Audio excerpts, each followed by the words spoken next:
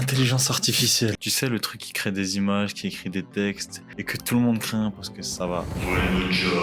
Mais attends, ça vient d'où en vrai? L'idée n'est pas récente. Dans les années 50, Alan Turing se demande: les machines peuvent-elles penser? En 1956, John McCarthy invente le mot intelligence artificielle.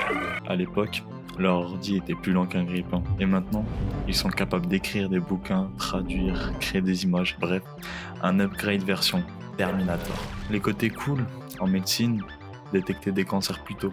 Dans la vie de tous les jours, ton GPS qui te prévient s'il y a des travaux. Et Netflix qui te prévoit tes petites soirées. Netflix and Shield, on s'est compris.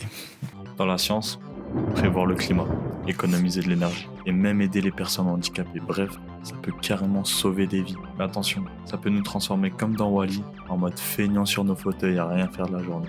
Ça pique certains jobs, surtout aux artistes, et mal utilisé, on peut s'en servir pour la surveillance, manipulation, etc. Et là, on passe du Wall-E mignon à Terminator flippant. Donc en vrai, l'IA c'est pas magique ni forcément dangereux par défaut. C'est un outil hyper puissant, mais aussi imparfait. Ça fait des erreurs, ça dépend de nos données, et ça peut avoir de gros impacts sur nos vies.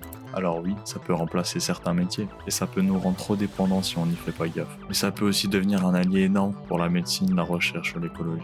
Et comme le disait Stephen Hawking, la création d'une intelligence artificielle pourrait être le plus grand événement de l'histoire de l'humanité, mais il pourrait aussi être le dernier.